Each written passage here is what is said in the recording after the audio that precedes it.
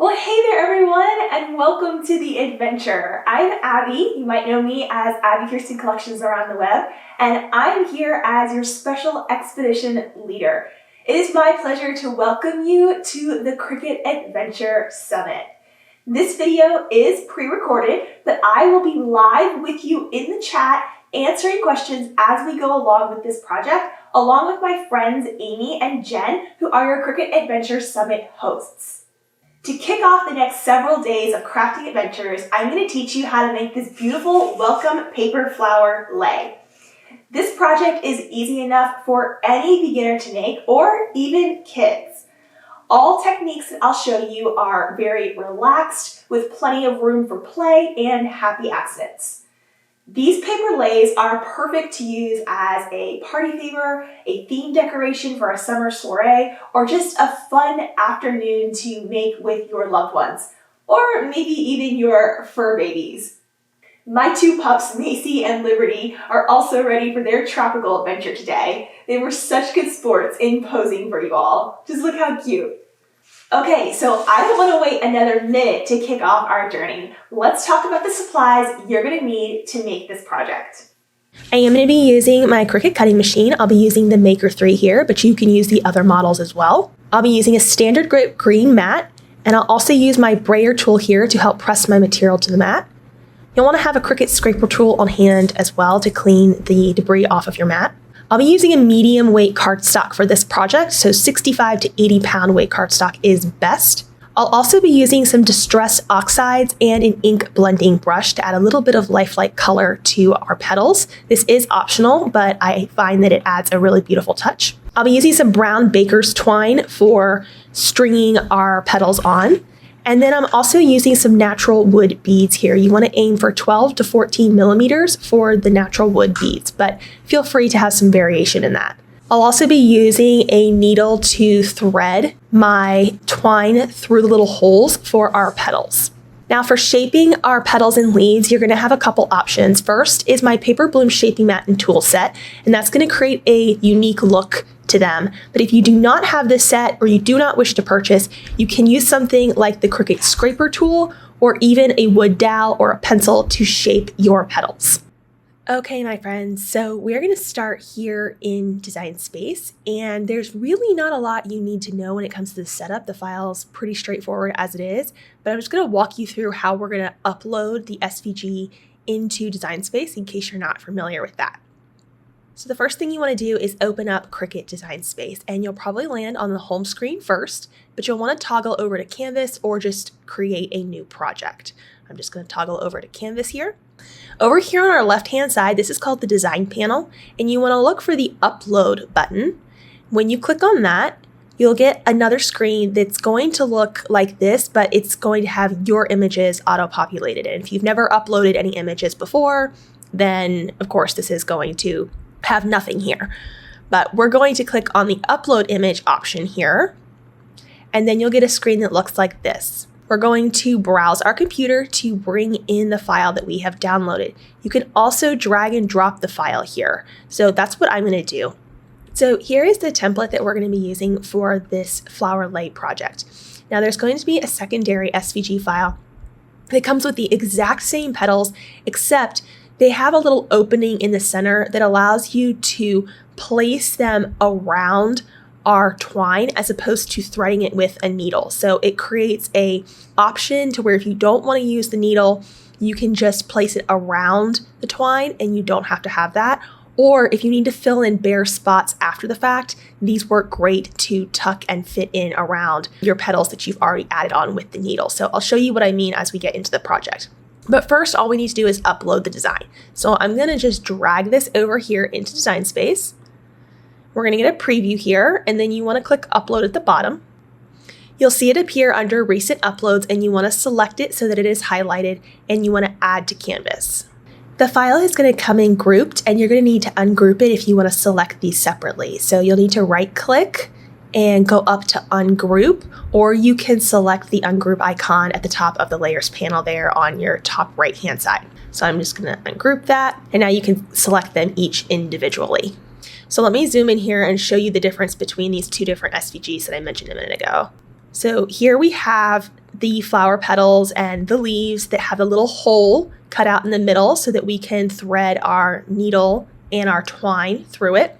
And then we have the exact same leaves and petals, but instead of just a hole, it actually has a little groove in it to where we can just slide it around our twine, and then we'll tack with a little hot glue here and bring it together. So you have both options available to you, and I actually use both in the tutorial because I like to fill in my bare spots after the fact with some of these up here. So I recommend just choosing whichever one you prefer to stick with as your primary option and cut the most of those. So for the time being, I'm just going to cut the ones that just have the hole and not the groove. So I'm going to regroup these up here and just hide them in my layers panel, and I'll come back to them when I'm ready. So the only other thing you need to consider is your scale. I recommend leaving them at the scale that they import as if you want to follow me, but you can absolutely enlarge them a little bit or shrink them down a bit, but I wouldn't go much smaller because then the hole in the middle will be so small that we can't thread our needle through. So just be mindful of your scale. Now, if you do want to adjust the scale, I highly recommend doing it as a group so that you retain the proportions of everything. So if you decide to scale, click and drag over everything and then scale it larger or smaller by clicking and holding at any one of these corners to increase or decrease the size. And then click off and select one of the objects and see where you're at size-wise. And if you're happy with that, then you can leave it. I'm just going to put mine back to where it was, but that's how you would adjust your scale if you wanted to do that. Now, as far as the petal count goes, so we have two different shaped petals here. You're going to want up to 25 to 30 of these petals, 25 to 30 of these petals, and you want between 30 and 40 of the greenery. Now, the reason I'm giving such wide ranges on these is because it's going to depend on a couple things. First, how much space are you putting between each of your leaves and petals? How long do you want your lay? Do you want it to look, really full or a little bit thin? So there's a lot of preference that goes into this. So there's going to be a bit of a range and there's not going to be an exact number. Everybody's lay is going to come together a bit differently, but those are the numbers you want to aim for if you want to be in a similar range as to what I used when it comes to making the lay. Make sure you also save your project. So you want to come up here to save, and then if you haven't named it yet, you'll just click save as and you'll give it a name. I've already saved my project, so I'm just going to update the save. Okay. And let's go ahead and click on the Make It button here. Now I'm using the Maker 3, but you could use these with any of the Cricut machines. So Explorer, the Joy machines, those will all work. Now, one thing I want to show you here is Design Space is trying to be helpful, and it's going to place all of these leaves and petals kind of as it sees fit on the mats, but we're ultimately wasting quite a bit of space because we can fit all of these onto less mats. So I'm going to hit cancel and go back to my canvas real quick. If we click and drag over each one of these petals, we see here that this is 10.85 by 10.92. So there's no reason we can't cut that on a 12 by 12 all in one shot on one sheet, right? We don't need to have it on separate mats and then waste material and all of that. So I'm going to click and drag over all those and then use my attach tool at the bottom of the layers panel. That way it's going to hold the placement of it when we go to the cut screen, and I'm going to maximize my material. I'm going to do the same thing with this one here. Click and drag and use my attach tool. And same thing here, I'm going to click and drag over these and use my attach tool. Now, of course, if you are using a smaller machine like the original Joy, or if you're using 8.5 by 11 with the Joy Extra, you're going to need to adjust your configuration here on your screen so that it fits within those specifications. But I am working with a full-size machine here, so I'll be using a 12 by 12 mat, which means I can go up to the 11.5 inches in width and height to fill up that much space. But you may need to make adjustments according to your model of machine if you're using one of the Joy models. So now that I have attached all those together, if we go to click back onto the cut screen, I'm going to select on mat. We can see we just went from 6 mats down to 3. So that's what we want because we're going to maximize our cardstock paper and we just don't want to waste that. So I'm going to go ahead and click continue, and I'm going to select medium weight cardstock because that is what I am going to be using. I recommend sticking with a medium weight. It will hold shape best. If you go too light, then the paper may not hold its shape very well. So let's go ahead and get this cut out. So I'm going to grab my cardstock here and I'm going to place it onto my cutting mat. I'm using my brayer tool here to smooth my cardstock onto the mat. This really helps make sure that that material is sticking well, especially if your mat is well worn. So I'm going to press my mat against the rollers and load it, pressing that double arrow flashing button. Cricut's going to scan the mat to make sure we have the correct size loaded, and it's aligning it. And then it's going to flash that Cricut play icon. It might also look like a Cricut C icon, depending on your model of machine. And I'm going to press that to proceed with the cut. And we're just going to get each of these cut out color by color until we have enough petals for our entire lay. Okay, so my cut is done. I'm going to press that double arrow flashing button to release my mat. I'm going to flip the mat over and peel the mat away from the material. That's going to help minimize the curling of our cardstock. When you're peeling the mat away from the material, just make sure you don't crease the mat too hard or your mat will become bumpy and the surface will become uneven so that it's not going to cut very well on the Cricut. So just be mindful that you want a gentle roll to release the material, not a harsh crease or 90-degree angle. You don't want anything like that. Just a nice gentle roll. So we're just going to repeat this with all of our colors. I'm going to do the greenery next here. And you can do these in any colors that you want. So you can notice that my first lay here, I have pinks and purples and greens going on. And the lay we're making together, I'm doing oranges and yellows and greens. I wanted to create some variation so we could see what it might look like with different color palettes. You can mix and match to your preference and get really creative with it. So I'm going to load my green here and I'm going to get some of my greenery cut out. All right, so I'm going to be using my Distress Oxide to add some color to my petals and leaves here. Now, this is optional, so if you don't have this, you can absolutely still make this, but I am going to be featuring this.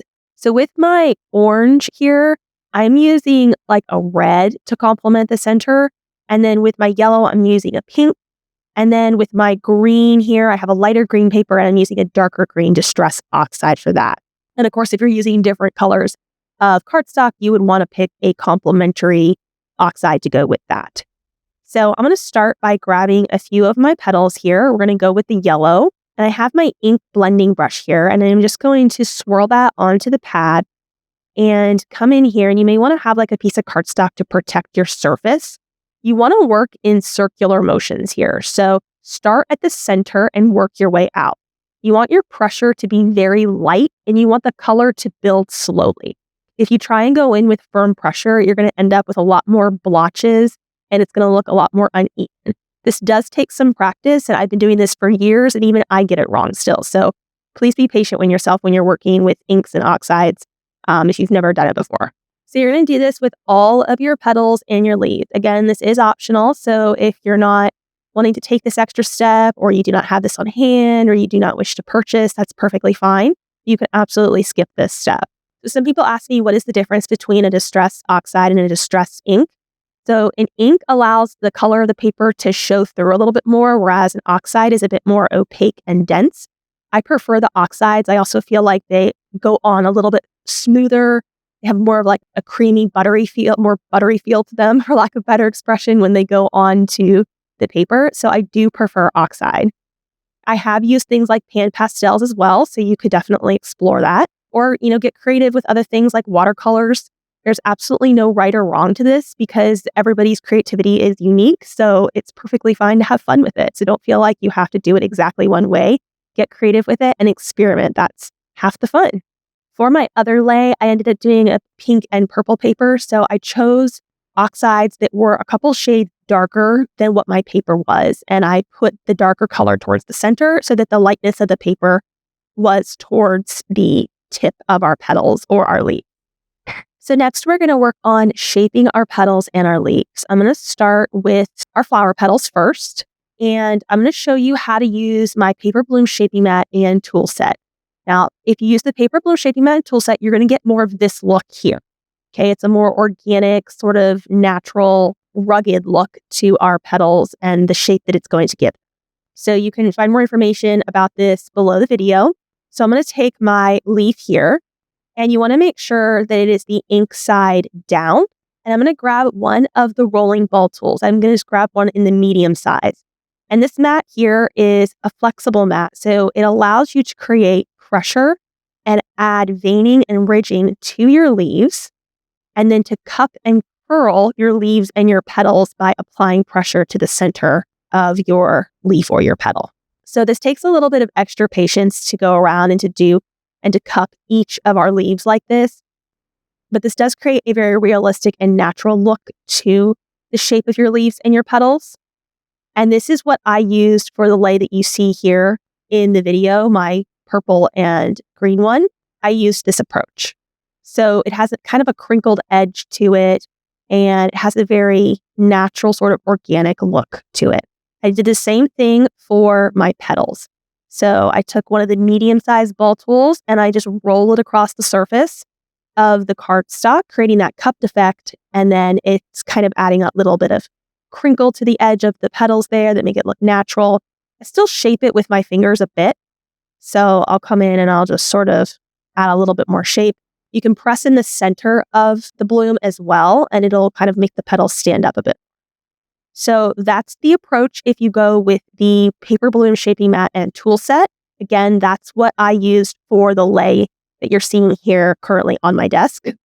Now, if you do not have this mat, you do not wish to purchase this, I'm going to show you how to do an alternative approach just using the Cricut scraper tool or a wood dowel. And that's what we're actually going to use for the lei we're going to build together, because I want to show you how it creates two different effects. So your alternative here is to use the Cricut scraper tool or a thin wood dowel to shape our petals and leaves. So to shape this, I'm going to pick up one of my petals, grab one of the petal points, and at a bit of an angle, just gently curl your petal point. You kind of press into the paper and then pull away. And it's going to create a nice little curved shape to your leaves and your petals. So you can see that this shape is a bit different than if we use the paper bloom shaping mat and tool set. So it is going to create an overall different look to our lei. So I'm going to be featuring the lei that we're building together here. I'm going to be using my Cricut scraper tool for this particular lei. If you don't have the Cricut scraper tool, they're very inexpensive and affordable to get, but you can also use something even just like a pencil or wood dowel to just wrap the petal points around to create that curl. So here's kind of the difference of what that looks like. So we did one with the paper bloom shaping mat and tool set and one with that Cricut scraper tool. One's a little more rounded and playful. One's a little bit more organic and sort of natural looking. And you can choose whichever one brings you the most joy. You're going to go ahead and repeat this with all of your leaves, all of your petals until everything has had shape added to it. You want to make sure everything has a lot of life and movement to it. So this is probably the most time-consuming process, is just going through and shaping everything. So just take your time with that and work petal by petal and leaf by leaf until you have them all shaped and ready to go.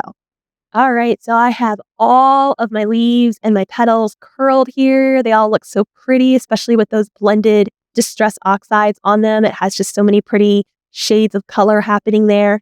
And now that we have all of these prepped, it's time to go ahead and start putting them onto our twine and building out the lei. So to start, I'm going to grab my brown natural twine here and I'm going to cut a long piece. So I recommend about a 3 to 4 foot piece. You definitely want to aim to cut more rather than less, because you can always trim down. So make sure you're being generous with the twine. And if you cut a little too much, then you can always trim it down. But you definitely don't want to go too short or you're going to run into problems. So I recommend at least 3 feet to be safe. And then I'm going to go to one end here and I'm going to tie a very loose single knot. You don't want it to be super tight because we're going to undo this at the end. You just want it to act as a stopper so that our wood bead that we're going to place on in a minute doesn't go flying off the other end. So go to the opposite end now and you want to grab your needle. Go ahead and thread that needle through the eye. Make sure you grabbed a needle that has a fat eye to it so that you can get this twine through. You definitely don't want to go for a traditional tiny sewing needle because it's not going to be big enough to accommodate what you need. So you definitely want to pay attention to the size of the needle you're purchasing. So I have my natural wood bead here and I'm going to go ahead and string one of those on and we'll push it all the way down to the other end where we had that loose little knot that we tied a second ago. All right, there we go. And now we're going to start stringing all of our greenery and our flowers on. I'm going to thread it through so that it's going through the top. And I'm just going to get a few put on here first before I work it all the way down to the other end. Now, when it comes to your pattern, it's ultimately up to you. What I typically like to do is to put 2 greeneries on and then 2 to 3 flowers, and then 2 to 3 greenery, 2 to 3 flowers. So I don't do an exact pattern because I like there to be some inconsistency to it. I feel like it makes it look better. But if you want to keep it more of an exact pattern, that's up to you. So I've done 2 green at this point. Then I'm going to do one of my petals, and then I'll do another petal. And I mix and match the colors of the petals and the 2 different styles of the petals. There is no rhyme or reason that I do to this. I pay the most attention to the fact that I'm alternating an even amount of greenery and petals together. Getting the lei started is probably the most challenging part. So you'll get those pieces kind of tucked right up against that wood bead, those initial greenery pieces, and you'll need to get all of those leaves and petals slid all the way down to that end. Once you get the first few on, it gets a little easier because you have some weight to the other side of your lei that you're working with, and it starts to feel a little bit easier after that. So like I said, no exact rhyme or reason. I did 4, 2 leaves, 2 petals for that first set, and then I'm adding a bead. Now when I add the bead, I'm placing a little bit of hot glue right onto the twine and pushing the bead against the dot of hot glue so that it acts as a stopper for our petals and leaves. So these beads are helping create space between each other. That way things don't get super flustered in an awkward way. So every 4 to max 6 of your leaves and petals, you want to add a bead. So I'm going to keep going here, going back to my greenery, and again, just sliding all the way up there, and then have fun alternating your greenery, your petals, and your colors. So I would love to know, y'all, have you ever been on a tropical vacation? If you have, where have you been? Have you been to the Bahamas? Have you been to Hawaii? Have you been somewhere else? Tell me all about it. I would love to know. I'm going to be taking a look in the comments when this premieres. So I want to be able to know what your travel adventures have been. I have been to the Bahamas. I live in Florida, so I've been to the Keys several times. Very tropical there. I would love to go to Hawaii one day. That's my dream vacation for sure. Since we live in Florida, we have kind of a tropical environment where we're at. All right. So as you can see here, you kind of get into a rhythm with this, and you kind of just add between 4 and 6 between the beads, add a wood bead, tack it with some hot glue, and then you're going to continue on. So this obviously takes a little bit of patience because we're adding a lot. All right. So jumping forward a bit here, I have quite a bit added on. I'm about at the halfway point. So I want to show you here with my original lei, I went one direction with all of my leaves and petals. One direction flowed all the way around, okay? But for this design that we're building together, I'm going to stop at the midway point and I'm going to switch directions. So we're going one direction for half of the lei, and then I'm going to switch directions and I'm going to go the other way. Because I just, again, want to show you what options you have when it comes to making these leis. So if you like that singular direction with my first design there, then just keep going in the same direction. If you want to reverse it at the halfway point, take note of when you're at about that halfway point, and then you're going to thread your needle up through the center as opposed to down through the top. And you'll start going the other direction. And then you'll still do the exact same thing. You'll just create the same pattern you were doing before, 4 to 6 petals and leaves, wood bead, and keep going.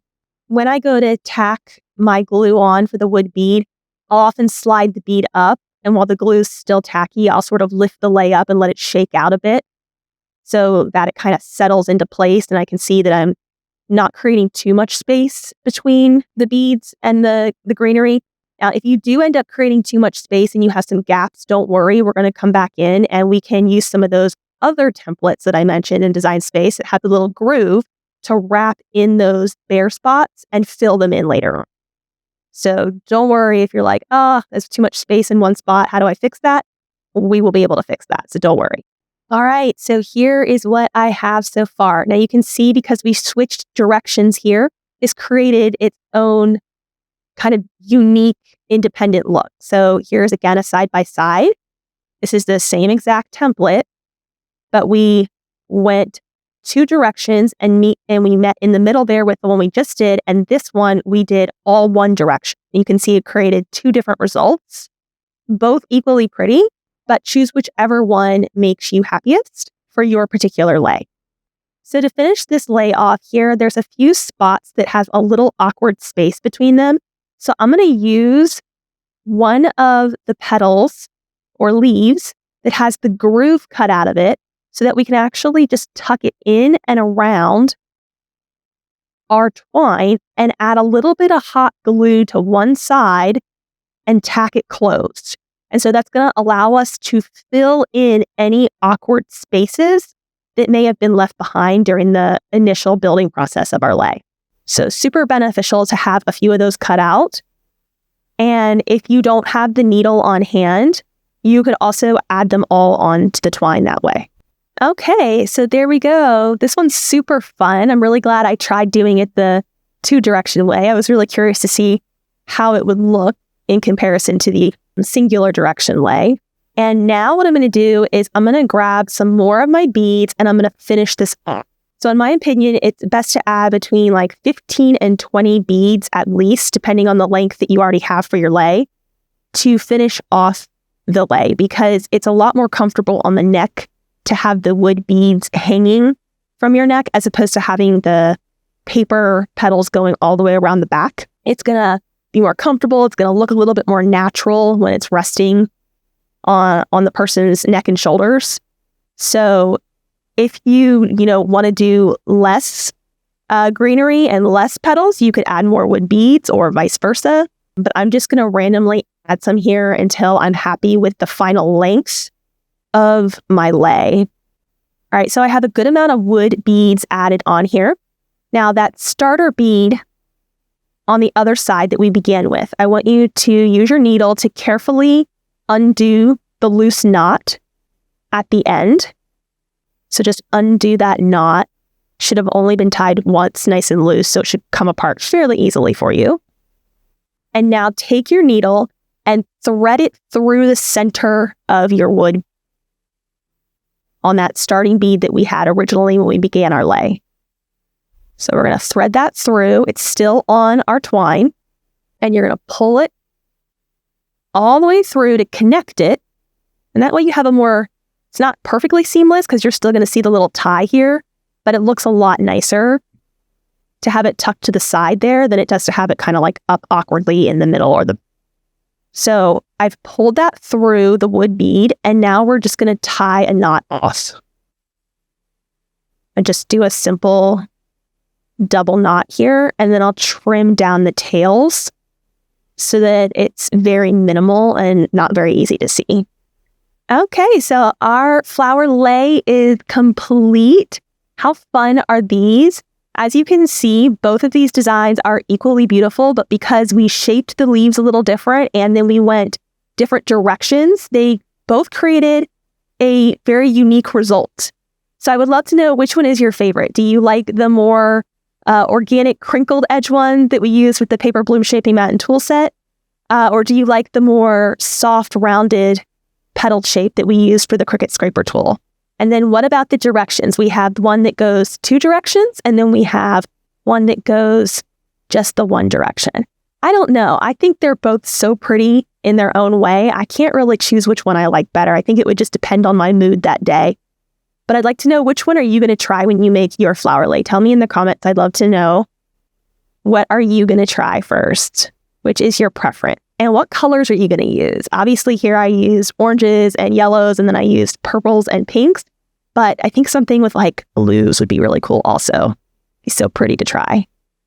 Oh my goodness, how fun was that project? I think my favorite part about making paper flowers, and especially these paper lays, is just how unique each one truly is. They're completely unique, just like your own creativity. Just with changing some colors or curling the petals a little differently, you can create something that is truly one of a kind.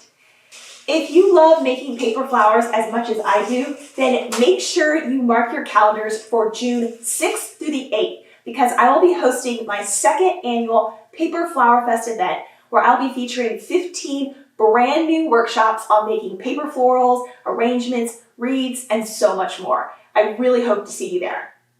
But if you don't want to wait that long and you are ready for more paper flowers right this minute, then be sure to grab my ebook and template bundle, The Joy of Paper Flowers, for 24 lifelike templates and tutorials for every occasion and season. From roses to daisies, eucalyptus and building arrangements, bouquets, and more, there are loads of beginner-friendly skills packed into this printable guide. Now, one of the things that makes my job worthwhile is seeing your projects and unique creations. So be sure to head over to the Cricut Adventure Facebook group and tag me with your paper lay photos or any of your paper flower projects that you make. I cannot wait to see them. And if you have any other questions, please let me know. I'll be continuing to answer questions in the chat as well as over in the Facebook group as well.